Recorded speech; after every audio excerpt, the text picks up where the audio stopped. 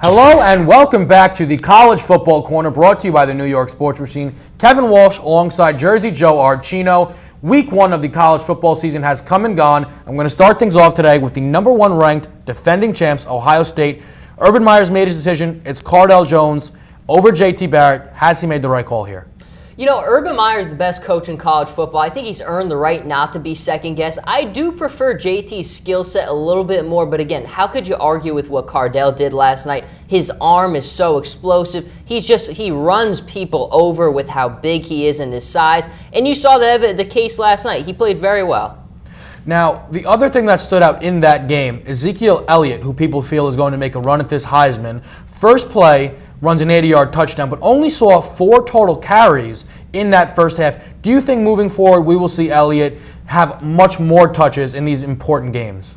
Absolutely. If there's anything that I wasn't worried about last year and this year with the Buckeyes, it's their play calling on offense. Now, Tom Herman is gone, who did a fantastic job there last year, but they're not going to skip a beat this year. Virginia Tech really likes to throw a lot of the defenders at them, so I think the game plan, it was just a little mismatch, but I wouldn't worry about seeing Ezekiel Elliott get a ton of carries this season.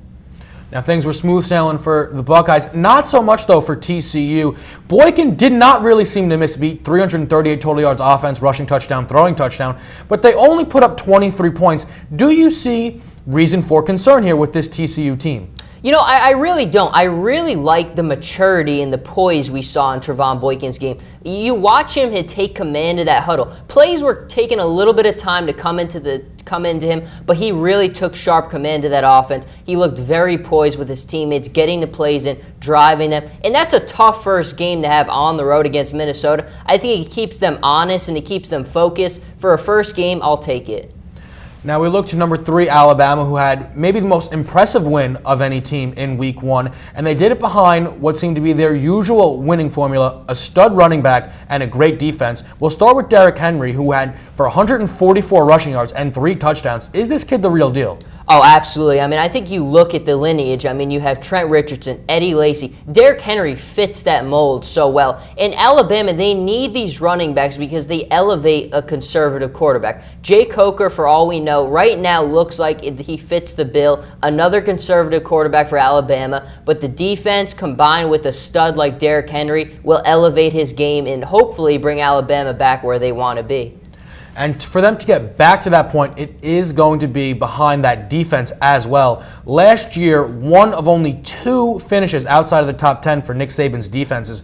Do you think that this team is going to right the ship and get them back to that elite defense type? You know, I think they do. I think when you look at the recruiting and you look at the way that things have kind of developed during training camp, I have faith. Kirby Smart is as good as it comes, and we see you always struggle running the ball against Alabama. I've only seen one guy do it. It's been Gus Malzahn. He's really been the only guy you've seen his team consistently be able to run the ball against Alabama and Kirby Smart. We saw Wisconsin could get nothing on the ground. I think it's going to be another big year for Alabama and Kirby Smart and his defensive team.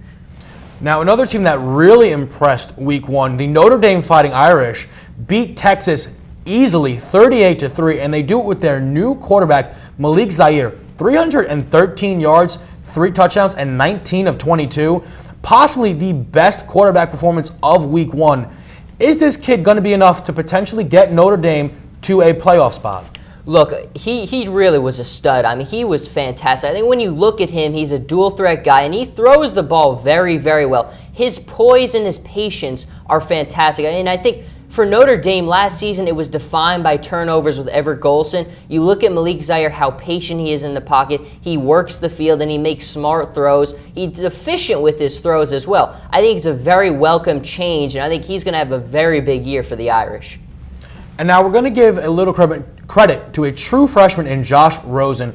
The Heisman Award seemed to be a little bit of a veterans award, and then Johnny Manziel and Jameis Winston come in as redshirt freshmen. But we now have a true freshman here in Rosen who looks like he's going to make a serious push for this Heisman. How legit is this kid? My goodness, it's funny. I was talking to a friend of the show, Joe D from CBS Sports, and some of his sources told him that this is the best young quarterback they've ever seen. Some said this is the next Andrew Luck. He'll be on the Mount Rushmore of quarterbacks. And it's hard to argue with what the kid did. I mean, 28 of 35, 3 touchdowns. He was almost flawless in this one. Watching him progress this season, I think we're going to see something truly special. Now, that is some very, very high praise. But we know, as analysts, we can't just sit back and let week 1 be enough. We got to look ahead to week 2.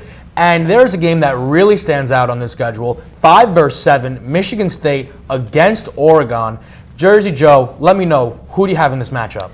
You know, it's a difficult one. I got to go with the Ducks right off the bat. I am worried about the defensive side of the ball for them. Giving up 42 points in their first matchup against Eastern Washington, big concern. But as you saw, their offense does not skip a beat. Vernon Adams Jr. looks like he just takes command right away. There's a reason he won the job there in 2 weeks. Mark D'Antonio, again, we saw last year, if it wasn't for Marcus Mariota's just one of the defining moments of his college career, they almost walk away with a win here. But I think you look at Oregon's offense at the end of the day, their spacing and their speed, I think it's just too much. It was too much last year. It'll be too much this year.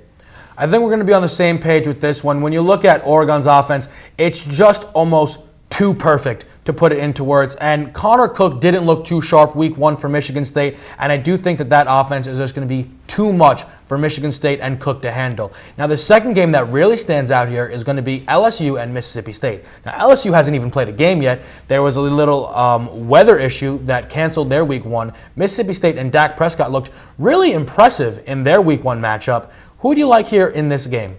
Interesting one, and I think that's a great point. A lot of people didn't mention LSU, their game got canceled, so that's very interesting off the bat, but they're such a heavy run team. I love Leonard Fournette. He's a fantastic back, but they've got nothing at quarterback. They had nothing at quarterback last year, and it's the same story this year. Dak Prescott and Dan Mullen, I think their combination worked very well last year. Dak Prescott's obviously got to become a much better, effective, a consistent passer, and obviously with Dan Mullen, what he's done building offenses during his career, I think you will see the improvement in Dak Prescott's game. They're home here, so I got them winning here. Now, I'm assuming that as the season progresses, there will be a few more disagreements. But again, on the same page, I really like Mississippi State in this one because I really think that Dak Prescott might emerge as potentially the best quarterback in the SEC, one of the more seasoned QBs in that conference. And I think that people are going to see Dak Prescott emerge as a Heisman caliber quarterback throughout the season. Really do like Leonard Fournette, but I don't think that is enough to beat Mississippi State at home. And that is all the time that we have here.